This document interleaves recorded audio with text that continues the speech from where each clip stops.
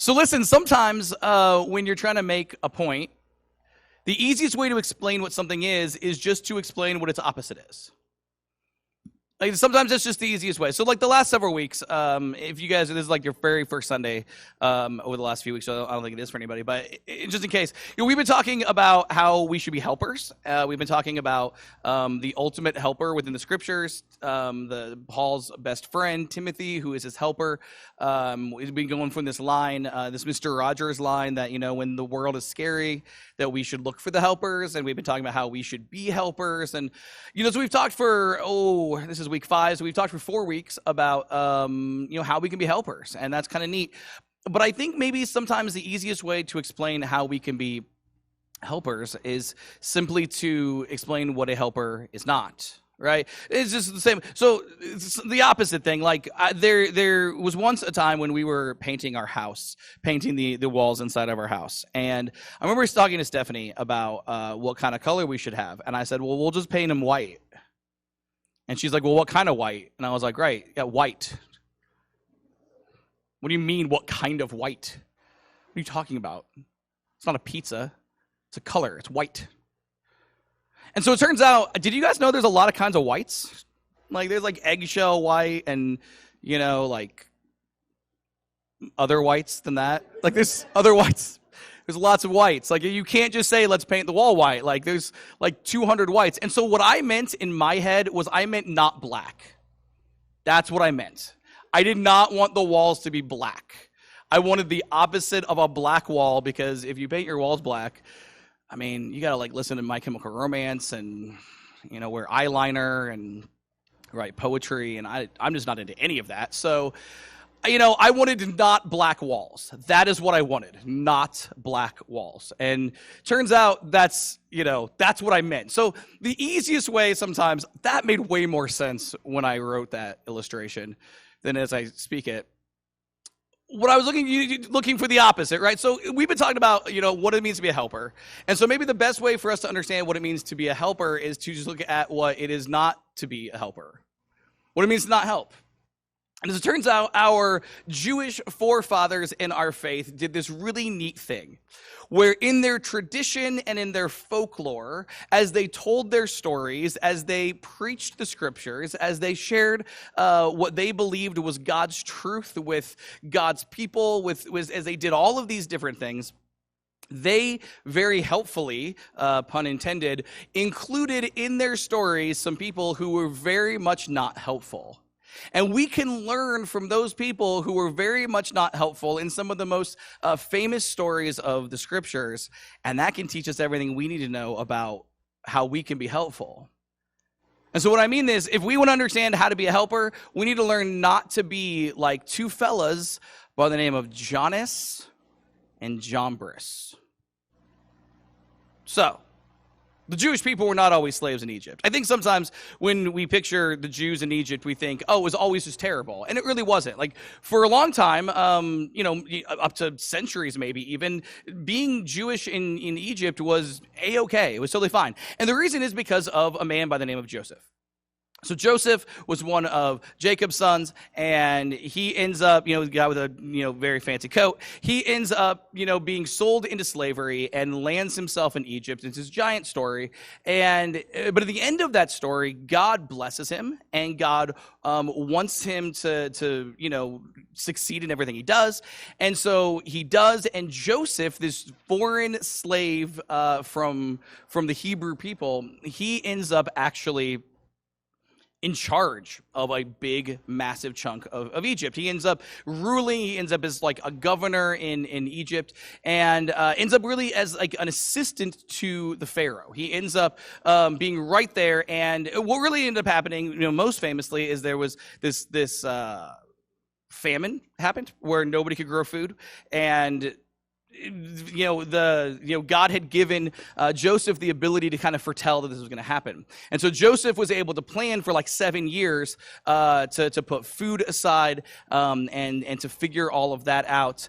And so basically the whole world struggles with this famine except for Egypt. And that leads Jacob and the family to come to Egypt begging for food. not knowing that Joseph is still alive, not knowing that he's in Egypt, not knowing any of that. And so from that point forward, Joseph says to Jacob, hey, listen, you and our family, we can stay here. We can be here. We're able to stay here and live here. And so for a while, being Jewish in Egypt was totally fine. It was just, it's just a place you lived. It's just where you were. Well, that Pharaoh dies, and an unknown amount of time passes. But enough time passes so that there is a king, there is a Pharaoh who doesn't know Joseph, who doesn't know anything that's happening. He just looks out, and he just sees this people group in his nation that are not Egypt. They don't follow Egyptian cultures. They don't follow Egyptian religion. They don't follow Egyptian traditions or holidays or anything else. They're just this weird group of people that just live here. And it would have been easier to investigate and say, hey, why are these people here? But you see, we human beings have this terrible thing where we see someone who is different. We see somebody who looks different, acts different, believes different, thinks different, and we get afraid. And so the Pharaoh looks at the people who think differently and act differently and worship differently and everything is different, and he gets really, really, really afraid. And he says, man, there's a lot of them. There's so many of them. They could actually, they're a very hardy people. They keep, having children. They could at some point, outnumber us. They could join our enemies. They could do all sorts of things and make this a real problem for us moving forward. And so he tries to figure out what to do. And what he settles on is slavery. We'll just enslave the people. And that way, we'll always oppress them. We'll always keep them down, and that'll be a problem. So that's what happens. So for a while, then that's what it's like to be Jewish in Egypt, is they're slaves. Well, one day, another Pharaoh, inherits this whole situation. And he looks, and he realizes that, man, this isn't working. If the plan was, let's make sure that the Jewish people are not a threat, if that was the plan, if the plan was to ensure that, they can never rise up, they can never grab swords, they can never attack us, we've done a really bad job because all we've really done is make them stronger because they're the ones that are building our buildings. They're the ones who are doing physical labor all day. We're getting fat and happy inside of our palaces. They're out there basically just at the gym all day. If it's a fist fight here, we're losing this fight. And so he realizes, well, this is a problem. This is not good. We need to figure something else out. And that is when our friends Jannes and Jambres show up. Jannes and Jambres are these mystical sorcerers. In the ancient world, trying to make decisions was sometimes hard. And so they would very often employ kind of magicians, kind of sorcerers, people who kind of tap into the occult, people who would, speak to the gods, speak to the dead, and get advice for, what we do next.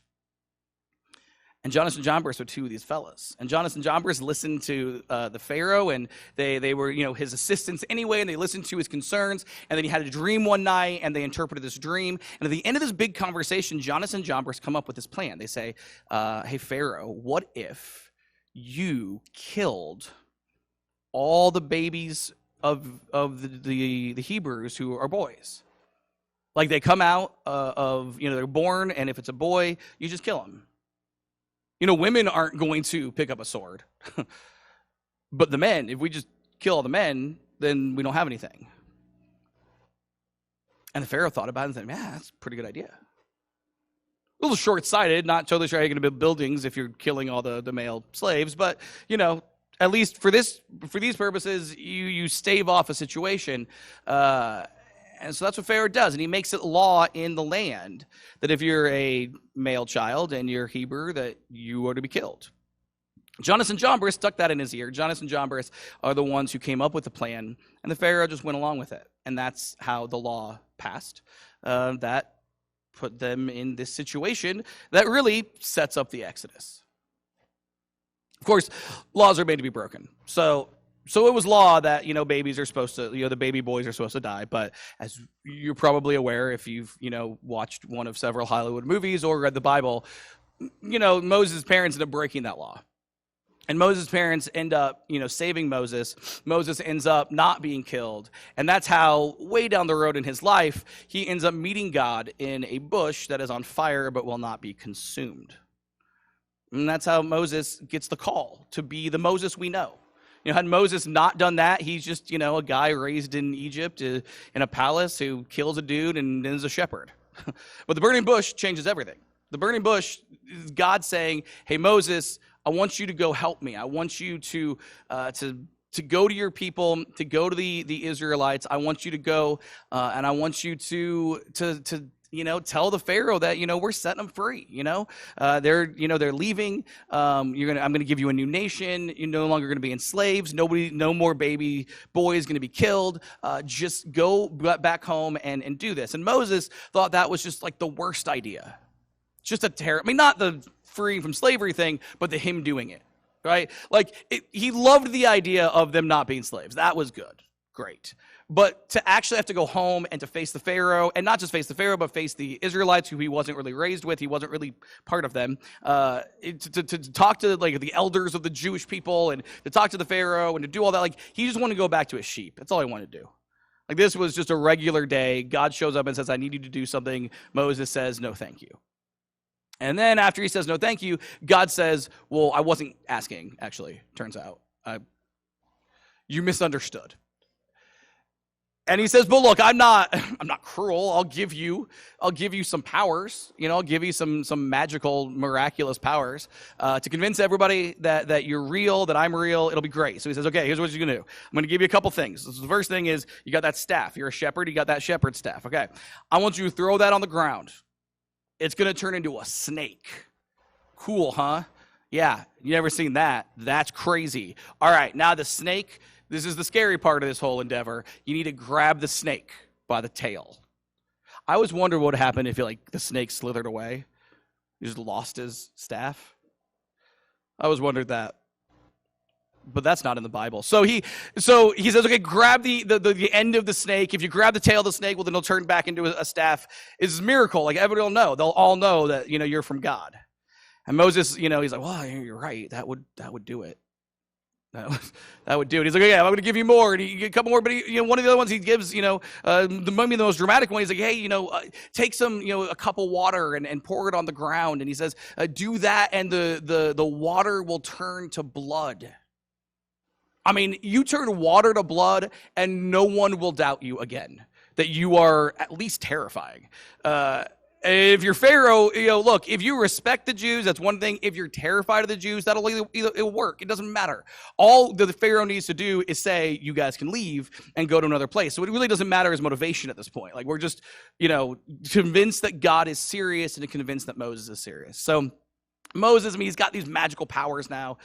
He's got, this ability to do this stuff. And so you sort of reluctantly, he goes back to Israel. And for a little bit, or he goes back to Egypt. And for a little bit, it doesn't work. The Israelites don't really believe him. And the Pharaoh's just angry that this is happening. And so they make the work way harder. And it's not, it's a disaster. Moses is looking in the mirror I said this was going to be a disaster. It's a disaster. And it was a disaster at first. Until Moses gets an audience with the Pharaoh and unleashes his magical powers. And he goes to Pharaoh and he says, hey, listen, I want to show you I'm serious. I want to show you, that God is with me, that, the creator of heaven and earth, the God of my ancestors, that we are serious and that he does want you to let his people go. And that's what's it. I need you to see this. And so he throws his staff on the ground and turns into a snake. And man, it's crazy snake stick, crazy. Nobody's ever seen anything like this. It's just this crazy thing. And then he says, I'm not going to just turn water into blood. But he does, he's just hardcore about this. He just goes crazy with this water to blood thing because he turns the Nile River into blood. And I don't just mean the river. I mean, everything that the river goes into. So, wells, canals, ponds, little streams, all of that is blood. And it turns out, guys, I don't know if you knew this, but we're not vampires. We can't drink blood. And so you can't drink the water, and you can't cook I guess Germans make sausage, blood sausage. Yeah. But other than that kind of stuff, like we can't like cook with blood. Like you can't just like, take blood in a pot and like, this is a very obvious point, but like, if you bathe with blood, you just get stained. Like if you turn the Nile River into blood, you can do nothing with that river. And the entire reason Egypt is where Egypt is because of the Nile River. The Egyptians love the Nile River to the degree that they actually worship it as a deity. But even beyond just their devotion, and they're believing that the Nile is God. I mean, this is why they're there. This is their access to life. If you don't have water in the desert, you die, right? So it's a very dramatic sign. And so for a week, the Nile is blood and the people of Egypt have no water source. Dramatic, huh? Like you would think the Pharaoh would just immediately be like, yeah, we're done. Enough conversation. Listen, hilariously, this whole thing started with a Pharaoh saying, I'm afraid of the Jewish people. Somehow he never thought just kick them out. And now you got a guy saying, oh, we just want to leave. And now he's fighting to keep them. None of this makes sense. And so you wonder, well, why is this the way it is? And the answer is our good friends Jannes and Jambres. Jannes and Jambres, these advisors to the Pharaoh, these guys who are these mystical, occulty guys. They see what Moses is doing. They see what Moses is doing. And they actually oppose Moses in a way. Man, it's really funny. They actually end up talking smack to Moses in a way that I bet was really brutal, like 4,000 years ago. But like Moses comes along and they're like, hey, you're bringing straw to some straw farmers. So none of you guys got it. Like they mean like you have straw, but we also have straw, but we have more straw than you because we're straw farmers. I don't get it either. So they talk smack to Moses about straw or something, and then they say, okay, well, they say to the Pharaoh, well, we can do everything that he can do. And they did, sort of. Like, they also turned sticks into snakes. I have no idea how. Like, they do. And they turn sticks into snakes. And, I mean, Moses' snake eats those snakes because this story is metal. But also, like, they did it. And so Pharaoh looks, he's like, well, I guess we had snakes for a minute. And then they're like, oh, we can totally turn water into blood. And they do. Again, I don't know how they do it, but they do. They turn water into blood. The problem is they couldn't turn the blood back into water. And that was really the trick. And they weren't able to do it. But they did just enough, so they could convince the Pharaoh that Moses, he doesn't have this special thing. Like, this isn't really God. This isn't anything you need to worry about. Like, we can do it too. Like, we can do the snake trick. We can do the blood trick. Like, we can do all this stuff. And so they convinced the Pharaoh not to let the people go. And if you know the rest of the story, that doesn't go well for the Pharaoh or Egypt. That's why the Pharaoh does what he does is, he's convinced by Jannes and Jambres, these advisors of his. They are convinced that that they can hold out. And so he stubbornly says no. And then we have like 9 more plagues. And the whole story happens. So fast forward in the story. Jannes and Jambres make another appearance. So Jannes and Jambres see the writing on the wall at a certain point. They realize, like, oh man, we may have given really bad advice, and we're going to suffer for this. Like, we're going to die. That's not good. So they actually, during the Exodus, when the Jewish people, the Pharaoh finally says, okay, you guys can go home, go get out of here, what they should have done, like, day one, you guys can leave. Jannes and Jambres see the writing on the wall, say, well, the Pharaoh's going to be real mad at us. Because, like, we sort of started this fight. Like, we sort of picked a fist fight with this nation, and then he got knocked out. So we should leave.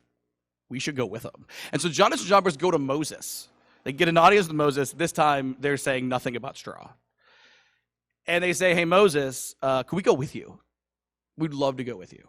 Like, you guys, we are convinced your God is real. We've seen 10 plagues. That's enough. Like, we're convinced.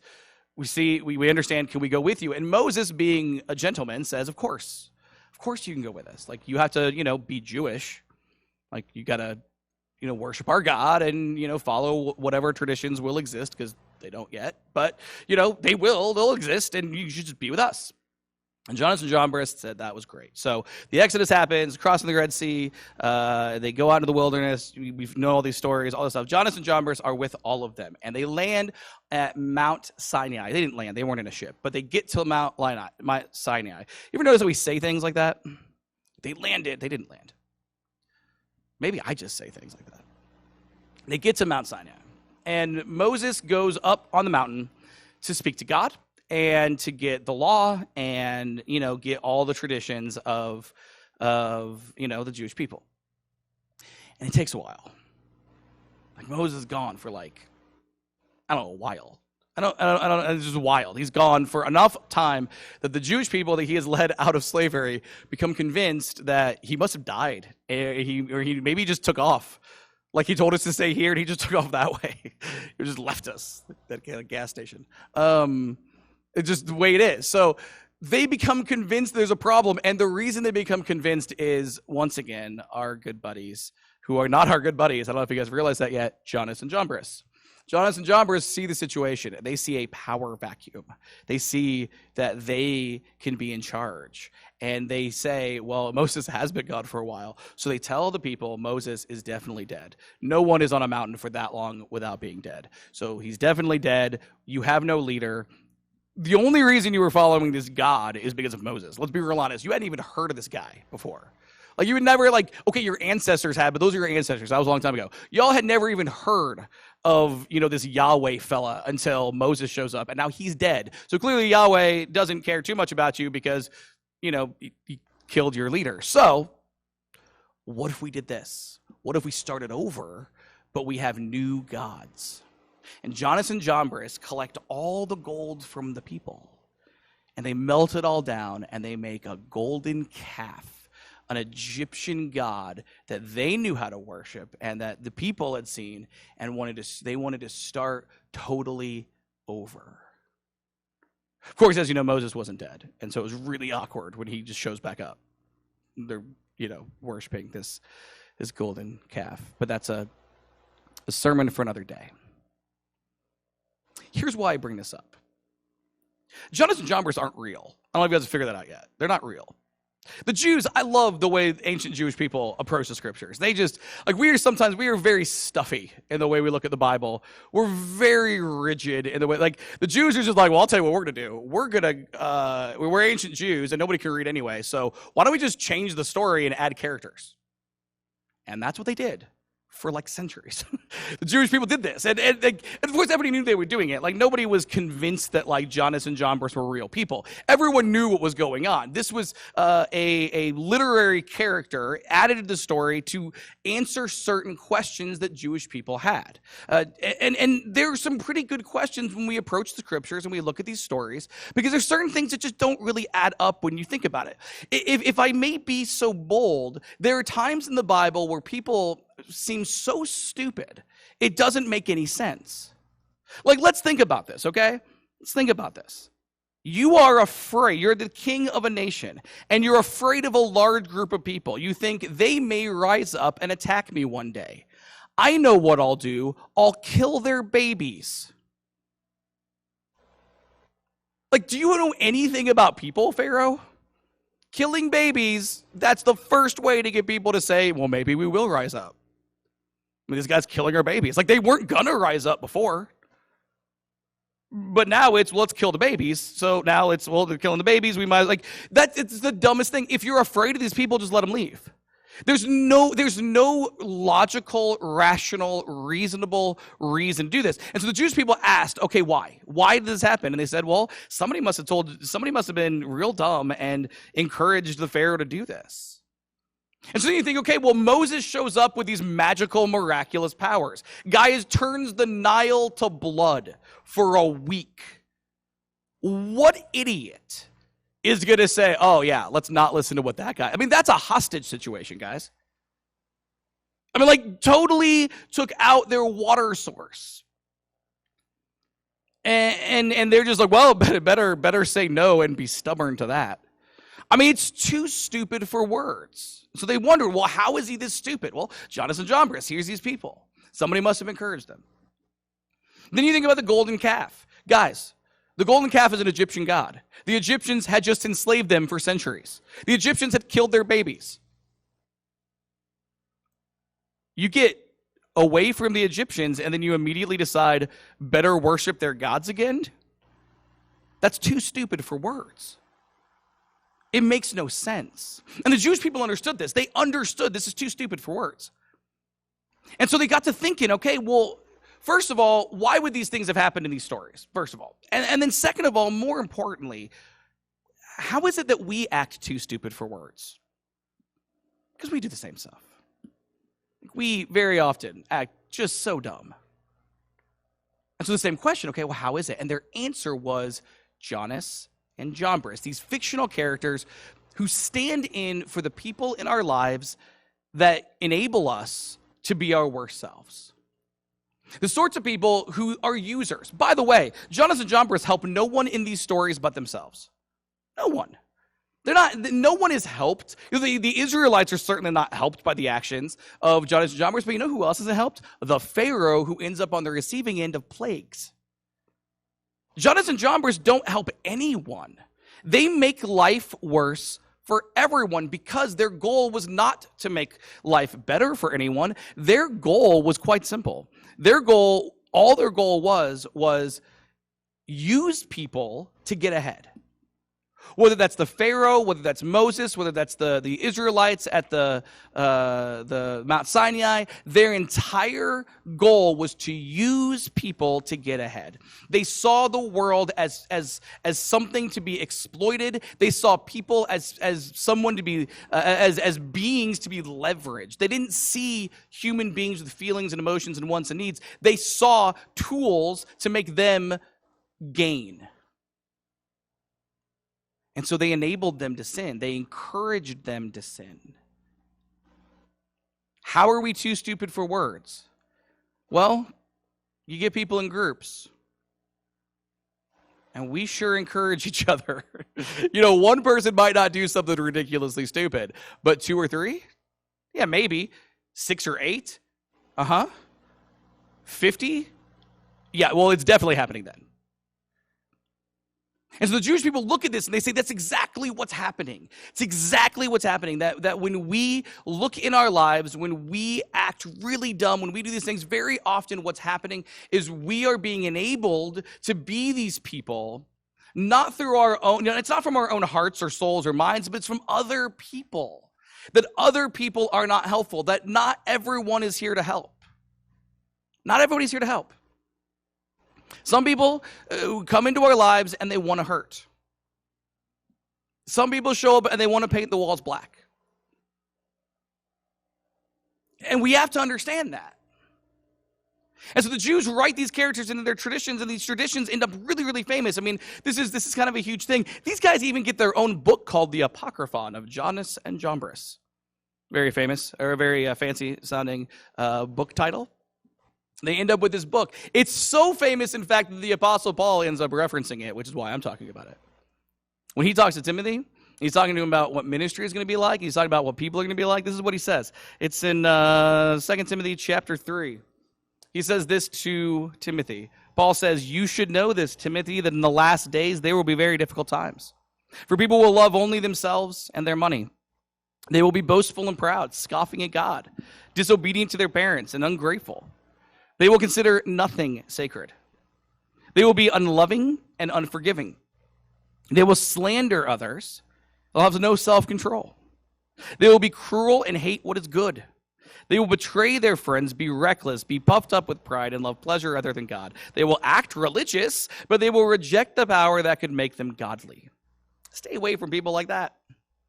They're the kind who work their way into people's homes and win the confidence of vulnerable women who are burdened with the guilt of sin and controlled by various desires. Such women are forever following new teachings, but they're never able to understand the truth.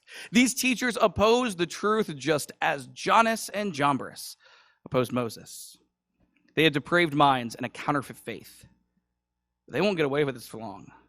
Someday, everyone will recognize what fools they are. just as with Jannes and Jambres. I mean, the bottom line, the point, if we summarize that whole thing, is in that one sort of illustration he gives about the women, right? So in the ancient world, it's a patriarchal society, right? Women are extremely dependent on men for just everything, by definition, just by the way that the world operates. And particularly when it comes to religion, especially in Judaism, religion is a male-dominated world. And so if you're a woman, especially if you're a widow or if you're single for some other reason, you are just absolutely, you are at the mercy of people who, if you want to know the truth, if you want to worship, you're at the mercy of men. You have to trust that these men are good. And Paul says, yeah, but they're not. These men, they work their way into women's lives and homes. And if it sounds like he's talking about taking advantage of them sexually, that's because he is. That's what he's talking about. He says these guys, they see these women and they're taking advantage of them. And listen, it sounds, you can read that almost harshly that Paul's condemning the women, but it's not what he's doing. He's grieving. He says they can't understand the truth. Because every time they seek the truth, here comes some man who shows up and exploits them and takes advantage of them and coerces them into stuff they don't want to do. And all they want to do is know about God, and instead these men show up and make it worse for them. That's the world we live in. That's people. And so Paul tells Timothy, stay away from these people. And he doesn't mean don't let them in your church. Of course not. But what he means is don't let them influence you. Don't let them be leadership and be leaders in the church. He covers in another letter this whole list of, if you're going to have people be leaders in the church, make sure they're not this. And he says, look, one day everybody's going to see, they're going to see that they're just Jannes and Jambres. These characters that everybody knows, they're just Jannes and Jambres. And so that's the sermon. You want to be a helper? Don't be Jannes and Jambres. Don't take advantage of people. Don't exploit people. Don't be selfish. The end. Except I don't like that ending, because that's depressing. It's true, but a lot of life is depressing. And guys, look, life is hard enough without you all showing up to church on a Sunday morning when you didn't have to, and then being berated with the world's terrible, enjoy. I just did that for a half hour, but we're not going to end that way. Let's not end that way. Let's not end that way. Right before the passage we just read, we could call it a prologue to the passage we just read, and we could call it something that Timothy was supposed to have in his head this whole time. There's actually another passage that is significantly more hopeful, and I think is what we need to understand as we leave, okay? Because we all know that Jannes and Jambres exist, even if they're fictional, right? We all know that those people are real. As I'm talking about Jannes and Jambres, I know in your head you're yeah, that guy and that lady and that dude I work with and that kid from high school. I wonder what he's up to. Just check that on Facebook. I hope it's not good, but that's bad. Jesus wants me to wish them well. Okay, then her. Where's Drew at in the sermon? I know you guys have been doing it. We've been talking about this stuff. I get it. But let's leave with the actual note here, okay? So before he talks about how terrible people are, this is what the Apostle Paul tells to Timothy about how Timothy should act towards these people. Just rewind the passage, just a couple of verses. 2 Timothy, not chapter 3, verse 1. Let's go back, 2 Timothy chapter 2, verse 25. Paul says, gently instruct those who oppose the truth. Perhaps God will change those people's hearts, and they will learn the truth. Then they will come to their senses and escape from the devil's trap, for they have been held captive by him to do whatever he wants. Two massive things we've got to get. Number one, when we understand Jannes and Jambres, we talk about people in this world who make life miserable, people who make life difficult. We have to understand they are victims of something, somewhere. They're trapped by sin. They're victims. The people that make your lives miserable are victims of sin. Satan is at work, and the bottom line is we have to understand that. Nobody gets to be Jannes and Jambres on their own. Somebody influenced Jannes and Jambres to be Jannes and Jambres. And then they passed it on. So we got to understand that. But the second thing we got to understand is that God can fix that. We got to help, though. Man, it's interesting. He doesn't just say instruct them. He says gently instruct them. In other words, thoughtfully instruct them. Instruct them in a way they want to hear. Helpfully instruct them. Just yelling at people ain't going to do it. Just slapping in the face with stuff ain't going to do it. It might feel good. Gently instructing. The previous verse, which we didn't read, but we probably should have, he says, be patient with them. Be patient with the people who make your life miserable because they are selfish and just use you. Man, so that's hard. But it's also beautiful because God can change anyone's heart. There are people in this world who are particularly terrible. And God loves them, and God can change them. And we're called to be people who help. People who are not selfish. People who don't exploit. People who don't use. People who don't leech. People who don't see the world in such a way that we say, oh man, how can this person benefit me? But when we are patient, when we are gentle, when we are loving, when we are kind, when we are different, God can use us to help them change and help them be set free from that which harms them. So we're in our 5th week of our series called The Helper. Next week is our last week of this. We're almost to the end. We're in our 5th out of 6 weeks for a series called The Helper. And as we think about Mr. Rogers and we think about what it means to look for helpers, and it looks how we can be helpers also. So we think about that. We think about Timothy, who helped Paul forever. And then we think about what the opposite is. The black wall to the white paint, you know what? Jonas and Jambres. As we think about all of that, man, there's a beautiful lesson that should be the driving force for how we live in this world. The driving force for when we see a world that is made more difficult because of people. A beautiful promise that helps us to live. Our 5th lesson from the Helper, Jonas and Jambres, is this. Some people are terrible and trapped by sin and darkness. But God can save them and we can help. Some people are terrible and they're trapped by sin and darkness. But God can save them. We can help. So one of the musicians is going to come forward. We're going to sing a song. We offer an invitation each and every week to embrace this beautiful gospel of Christ. The Bible teaches that when we understand who Jesus is, we're to repent and be baptized. That sounds like 2 things, but I promise you it's just one. As we repent, we are changing our minds. We are saying, I want things God's way. Not mine, but God's way. And I want to be a person whose will aligns with God's as I forever am evolving and changing and being molded by God. In baptism, we see a picture of that. We align ourselves with the death and resurrection with Jesus, just as he died and was buried and was raised. We die and are buried and raised allegorically in the water. And the Bible promises that when we do that, we are made clean. We are his. His spirit is with us forever. We are forgiven, and that we are connected to him as people who are called to be patient and gentle with others. As we stand,